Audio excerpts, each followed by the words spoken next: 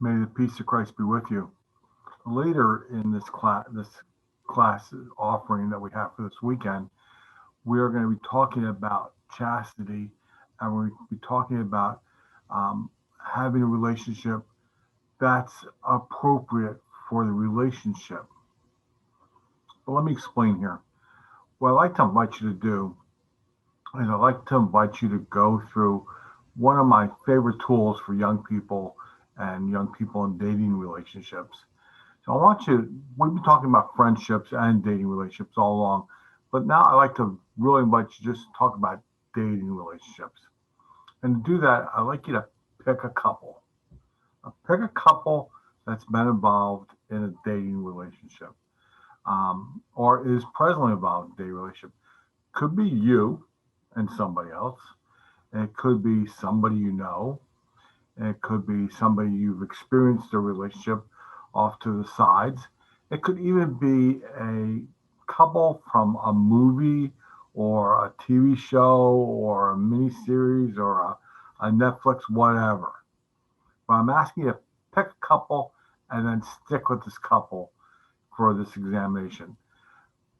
I like to teach it to you, this device, based on this couple, but in the end, I'd like to invite you to be able to have it and use for yourself.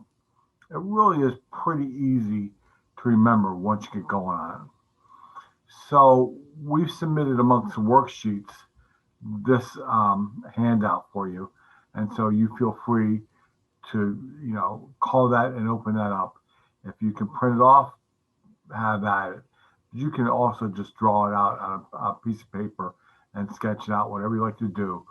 We'll be putting images up over me, and as I put these images up, I want you to know that there's a fair amount of time when I come up with like a final standard. That's because I've done this presentation almost for over 2 decades now, and this is when you pick up the papers afterwards. This is what lots of them look like, especially for young people in the later years of high school. Okay, so that being said, let's take a look at this.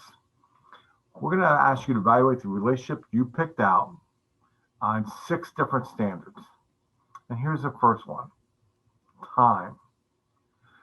What I'd like to invite you to do is consider in that time column from 0 to 100%, how much time is the couple spending with each other? How much time is dedicated to the relationship? So is the couple spending lots of time with each other? Is the couple maybe don't have much opportunity to spend time with each other, but spend lots of time thinking about or considering the feelings about or worrying about the other person? That's a lot of time. When my son was back in high school, he was in a relationship with this one young woman, and they would call each other at the end of the night. And literally, I would go into his room just to see if he was asleep or what he was doing, that kind of stuff. And he'd be asleep, and there would be the phone, it would be unhooked. And I'd pick up the phone, and I could hear her at the other end of the phone also sleeping. They would talk to each other until they fell asleep. And then the parents, I guess, had to come and hang up the phone. That's time. That's a lot of time.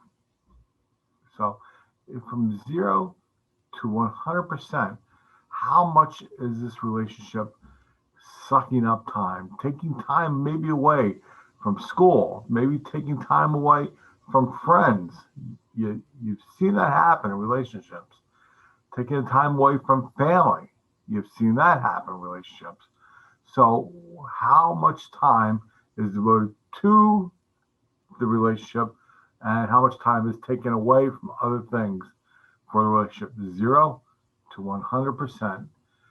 I'm going to invite you to pause for a second and consider this question, considering the couple that you're looking at. And if you've got other people around you, I invite you to have that conversation. Where does it really rank from 0 to 100% time? So we left our time graph where we find it usually ends up in lots of young people's hands. Okay, so that's what my experience reflects. The next column, second column over, is feelings. 0 to 100%. How much are feelings involved in this relationship? Oh, we care for each other deeply. We love each other very much. So all the feelings are erupting. Okay, so you got to acknowledge part of that sometimes is related just to where you are in this stage of life. You have feelings erupting because it's called hormones. Just check it out. I mean, but so emotions, it's an emotional time in some cases. How emotional is the couple that you're looking at? Do they fight a lot? Do they have disagreements, strong disagreements? That's high feelings as well too.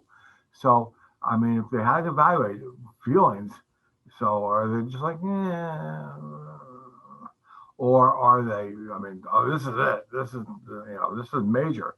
This is significant. Feelings. We're all about that. This is a big deal. Okay, feelings. But you consider that one as well too. So again, feel free to take a pause. 0 to 100% feelings. Where's the rank out? And again, you can see on this last relationship graph, this is where I see most of the papers coming back from couples in late teenager years. Okay. Next one might be a little bit uncomfortable to talk about, but let's talk about it for a couple seconds. How much touch is involved in a relationship? How much touch is involved in a relationship?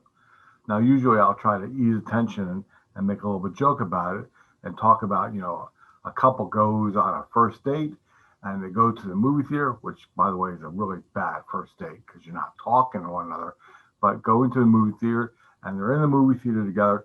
And at one point, one of the partners reaches in to the popcorn, the big popcorn thing that they bought for $75. They got the popcorn right there, and their hands in the popcorn. And the other part of the couple, they also, at the same time, not looking, because you're watching the movie, not looking, they put their hand in the popcorn, and somewhere in the middle of it, their pinkies touch in the popcorn. Butter and popcorn and salt and pinkies touching. 0 to 100%. Where do you mark off pinky touching? So people don't usually mark it off too high. Pretty low. That's fair. But if that's where pinky touching is at nearly the 0, pretty low percent, what's up there? What is the highest point of touch? What's the 95% point of touch? Okay, you feel free to figure out that answer. Okay, I'm not going to suggest it. You got to figure that out. Okay, but I mean, if that's there, then where do things that progress from pinky touching to here, where they all land? So I mean, have you had a first kiss? Where does that land? So have you had a long makeout scene? Where does that land? All the other things you can figure it out. I'm not going to guide you, and I'm not going to tell you there's various stages that you follow. But 0, 100%. Figure it out.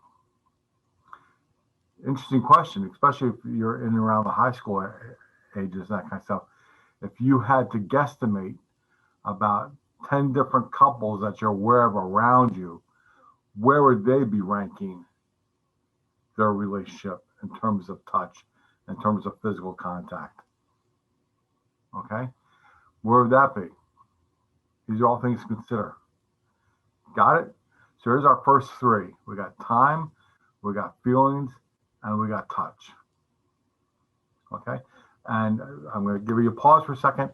Make sure you marked out where the touch is at. In terms of the relationship you're evaluating, same relationship we've done the previous 2. Where is it for the third one? Got it? Go.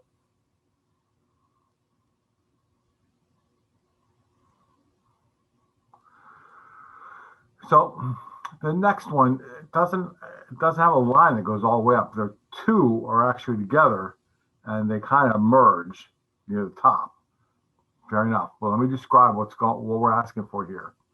We're asking how well does the couple know each other? How well does the couple have the couple shared information with each other? Remember when I said going to movies was a bad first date? Well, this is the reason why. How well has the couple communicated about the facts and the feelings of their life? Facts of somebody's life. Well, you know their name. It's usually helpful. So you know possibly where they go to school. You know who some of their friends are. That kind of stuff. But you know a whole sense of history. Where were they born? Where did they grow up? Did you know that they had a cat in second grade? Did you know that the cat's name was Puddin in second grade? All those kind of, I mean, you got the whole biographical information. If you were going to write a book, and it was like a flat old book report about, we know this, we know that, we know this, we know all the facts, would add up to be this side of the book. But it would be a boring book. Just facts. Just facts. It would read like a Wikipedia page. Not very exciting. Until you add the feeling side. Okay. So how does the other person feel? What's their favorite kind of music? What's their favorite movie? Why? Why is that favorite kind of music? Why is that their favorite movie? So what do you know all the whys about the facts of their younger years? So yeah, they had a cat named Puddin back in second grade, but that cat died in third grade. How do they feel about that? How do they feel about death? What's their goals? What's their dreams? What's their visions? What's their hopes? That's all there. Okay, facts and feelings. And now we got a pretty decent sized book. Except, at what age is this book being written about? So maybe you're 13 or 14 and dating. So here's my big question. If we wrote this book, and it was a pretty successful book, written about a couple at 13. If I went back and I wanted to, just learn about the one person at 13, what they were like, and the book was pretty good and pretty successful, and I wrote it again, and I wrote it for that person at being 16, did those 3 years make a difference? Yeah, we added more facts, we added more feelings. Came back at 22, it would be different. More facts, more feelings. As a matter of fact, some of the feelings may have changed. Okay, we may have been way into boy bands in one day, and now we're into a total different level kind of music. Okay, all has changed feelings, and the book has expanded and grown bigger. Okay, so how many facts and feelings you know about the person, but when you're filling out the graph, you got to leave some space for growth. And how much is that going to make a difference? Okay, so that's a factor. Facts and feelings. How well do you know the other person in terms of their facts and their feelings about life? If we were gathered, I would actually try to grab somebody who was in the group, and I would try to make a $10 bet. I would pull out $5 or $10 out of my wallet, and I'd find a guy. Sorry, guys, but I find a guy who's in a relationship with a girl, okay, in the group. And I'd say, listen, I will give you, you guys know each other? Oh, yeah. How long have you been dating? Oh, we've been dating like 6-9 months. Yeah. We're good on that whole facts and feelings. We know all that. And I said, great. I'm going to ask you one question. I'm going to count down from 5. And if you can answer this question within 5 seconds, I'll give you $10. $10. Ready? Oh, yeah. Here's the question. Person you're dating? Yeah. She's got a mom? Oh, yeah, yeah, yeah. So when a woman has a maiden name, that was a name that they had before they got married. Yeah? What's her mom's maiden name? 5, 4, 3, 2, 1. $10 back in my pocket. I very rarely ever lose that bet. That's a fact and a feeling. It's not a big one.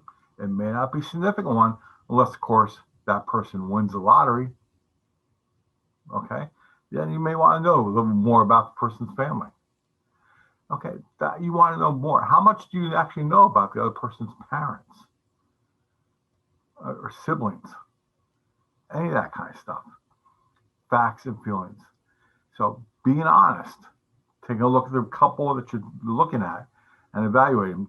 Do they know facts and feelings? And again, how much more room is there to grow in the facts and feelings chart? Okay, so now you got 5 of the 6 qualified out. You all good to go? Here comes, take a second, facts and feelings, get it evaluated. Here comes the last one. Here comes the last one. The last one is commitment. 0 to 100% commitment. Okay. Here's what I know. Here's some factoids I know about commitment, especially commitment in younger ages. So you can check it out. If you think marriage is one of the higher or the highest level of commitment, let's take a look at that. What's the average age for most people getting married nowadays? So I think you find out the average age of people getting married is somewhere between 26 and 29. People are delaying marriage more and more. Now you could say, well, my parents got married at 24 and my grandparents got married at 18. Okay. Then that's that, but that's that generation. Today's generation, now about time is the average age is in the late 20s. It's a little bit older for guys, okay, a little bit younger for girls, but it's in the late 20s. If that's the highest level, that's the age it's happening at. So I do know this about high school relationship breakups. High school relationship breakups invariably happen within a week to 20 days, following a major calendar event in the year. Relationships break up after prom. I once was in a high school with a vice principal. We were in the cafeteria. He was handing out prom pictures. Okay, and a girl came up to him and goes, "Oh, Mr. Brown, that right there, that's my prom picture." And he looked down the records and he goes, "Yeah, I can't give them to you. I only can give them to Charlie, your date." And she goes, "Oh, okay." And I said, "Well, what's up with that?" And he goes, "Well, not everybody's still going together. So Charlie paid for the pictures. Charlie gets the pictures." Okay. High school relationships break up after a holiday, Christmas, somebody's birthday, that kind of occasion. Okay. So big dances, big events like prom and homecoming, big occasions like Christmas where we exchange gifts, Valentine's Day, exchange gifts, that kind of stuff. There's a breakup after those. There's also breakups that happen at the end of something. So at the end of the school year, the end of your high school career, graduation. So breakups happen at lots of different times like that. You almost can kind of see it coming.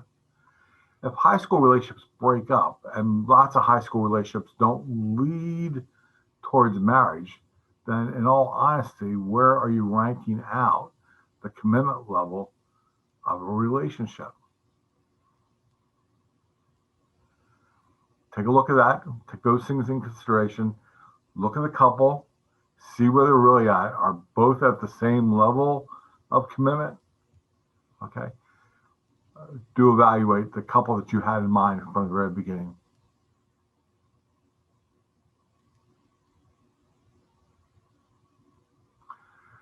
Okay, so here is my standard copy of a graph that I would normally see if I was picking up after a presentation that we were doing live.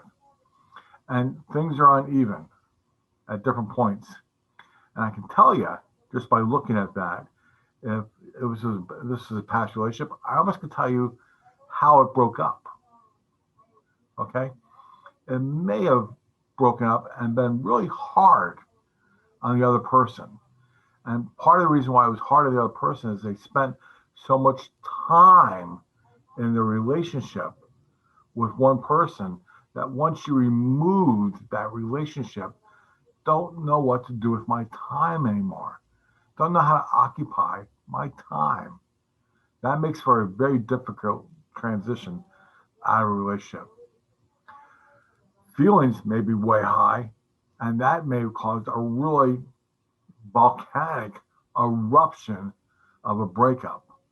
Oh, you don't trust me. Oh, I don't trust you.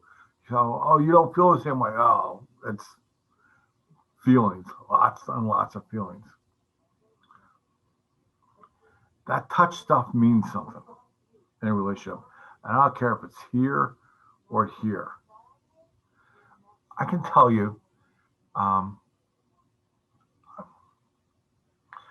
I've done this presentation in front of young people a lot, but I've also done this presentation in front of adults.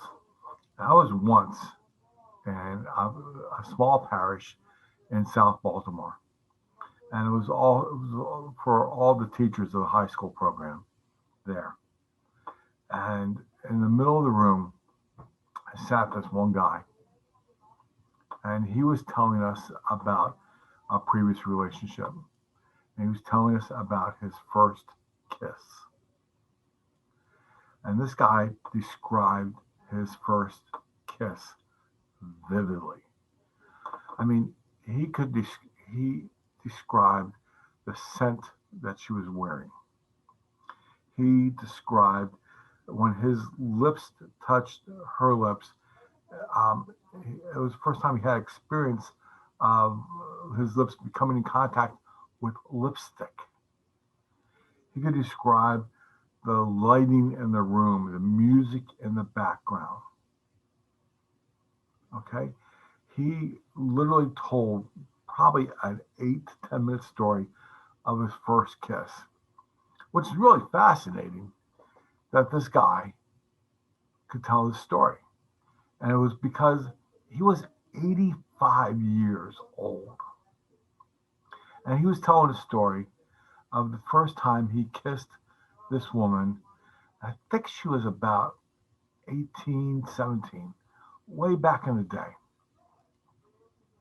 And he remembered all those details.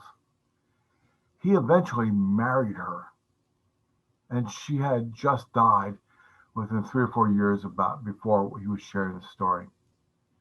You could tell a story that long and that significant. He remembered that kiss.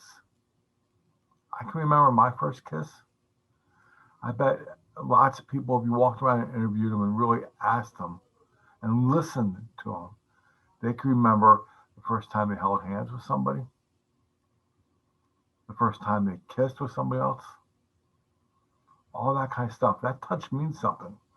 And I think it's still pretty true that if you get to a certain level in your relationship with somebody, okay, and you end up breaking up, because that happens. If you got to this level of touch and relationship, then when you started dating somebody else, you probably pretty quickly got back to that level with the next person. And you might have broken up then, okay? But you were at this level when you broke up. Well, you probably got back to not only the previous level, but back to this level. So that touch stuff means something, okay? And I can't, without spending 15 minutes to 15 hours going into the poetry of that meaning, let alone the fact that that physical stuff is meant to bond us and unite us together. It means something, and we can't be frivolous about it. We've got to be wise and careful about it because it means something, and we got to continue to always figure out what it means. So that also impacts relationships as well too. Now the other three are there, okay, but those first three are the ones that might be part of the reasons for breakups.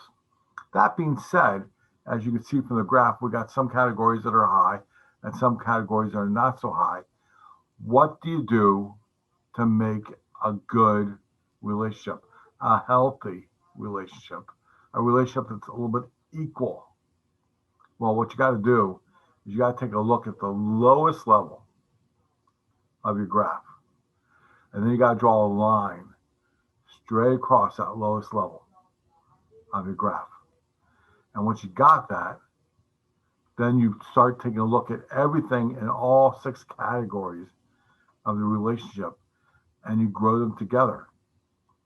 You know, those facts and feelings that you know, sometimes we can overshare some information with somebody that we don't have commitment with. Keep it even. Keep it even and let it grow, not only in terms of your own time and age, in retrospect to time and age, okay, but let it grow evenly. Now, invariably, if I say that and there's a group there, sooner or later, and I won't have to say it, but sooner or later, someone will go, wait a minute. So what you're saying here is that when we come to that touch area is pretty high. So, and I mean, some of us actually identify that as sexual intercourse. That's the touch area. It's pretty high. And you're putting that marriage area pretty high. And you got to keep the relationship equal at the same level. So you're kind of talking about, you know, sex belongs within marriage. I said, well, now we're thinking about it that way. Let's talk about that. So let me pause for a second. Now that that's out there as a suggestion, let's talk about it. Go ahead.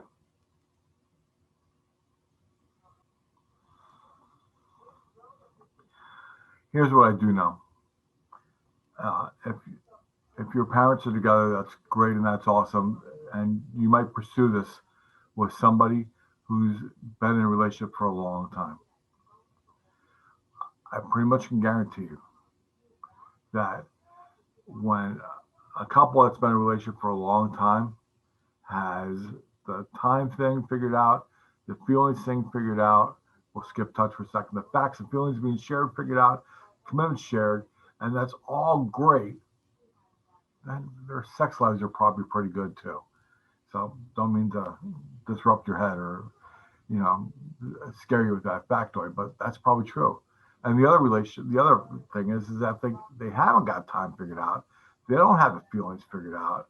If they're not doing good sharing of facts and feelings and commitment, then it's very hard in the relationship to keep everything going. And so that touch stuff is not happening as much either.